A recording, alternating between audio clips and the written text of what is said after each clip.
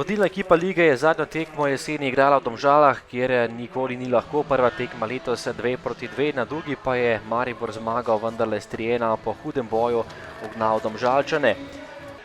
Tokrat prva akcija tekme za Maribor, priložnost za Zahoviča in nekoliko nespretno je bil okrog njega Gaber Dobrovoljce, to je bila 11-metrovka za Maribor in priložnost za zadetek Zahoviča. K žogi je stopil 8-kratni golgeter v letošnji sezoni in tole je bil še njegov 9. gol. Zanesljivo je premagal Dejana Miliča za prednost Maribora 0-1.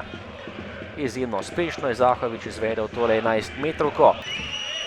Priložnost za Balkovca po prostem strelu v 11. minuti, na koncu žoga zgolj v kotu in tole je bila lepa situacija za Domžale. Po kotu pa lepa kombinacija za rumene in predložek pred vrata, kjer je bil najspretnejši Amedej Vetrih in zadev za 1-1. Izenačenje v Domžalah, ekspresno so Domžalčani odgovorili in takole premagali vratarja Handanoviča, ki je bil tokrat nemočen. Še en kot za nogometaše Domžal, tokrat žoga na drugo vratnico in žoga je bila prestrešena, potem pa tale strel in odbita žoga proti Blažiču. Potem, ko je streljal Repas, je Blažič žogo uspel pospraviti v mrežo. Po močnem strelu mladega nogometaša Domžal je Miha Blažič zadev za preobrat in 2-1.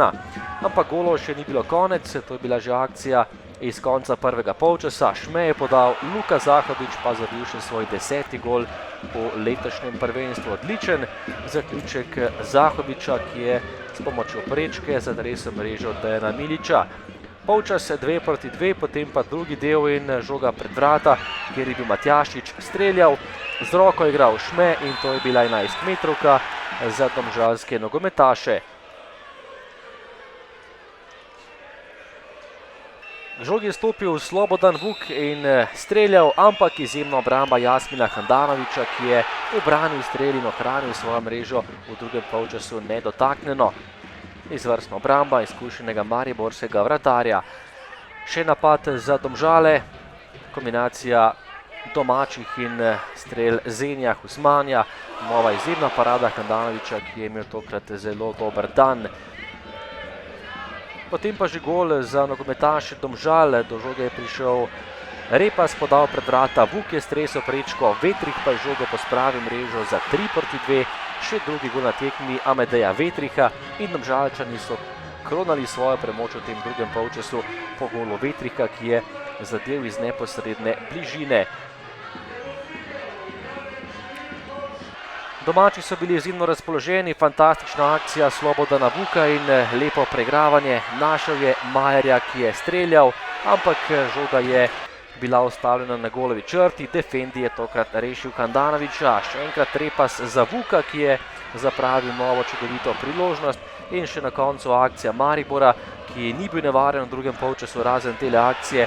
Zahtevali so 11-metrovko, katere pa na koncu ni bilo in ostalo je pri prednosti Domžal 3-2. Lepa zmaga za konec jeseni. Domžalčani so premagali Maribor in jutri lahko Olimpija pride spet na prvo mesto.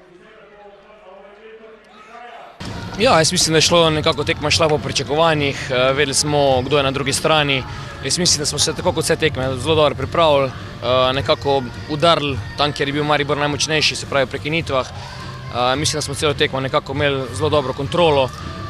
Rezultat se je mogoče gibal nekako v obe smeri, ampak vseeno mislim, da ob vsem goli, ki smo jih dosegli, smo si pripravili, mislim, na kar nekaj izrazitih priložnosti, s katerih bi lahko, bom rekel, zadevo še prej zaključili. Ampak še enkrat, jaz čestitam fantom v tem, bom rekel, zelo mrzlem vremenu, da so odigrali eno tako partijo, samo kapo dol.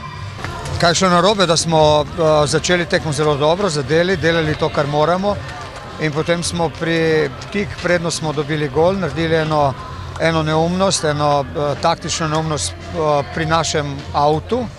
Iz tega je potem enostavno padel gol, nasprotnik je dal prvi gol, potem je nasprotnik imel jasno neko inicijativo zaradi njihove intenzivnosti igre, zadev še drugič in tu mislim, da je bil ta trenutek, vedeli smo, kakšna tekma nas čaka, vendar nismo preko cele tekme znali najti pravo rešitev.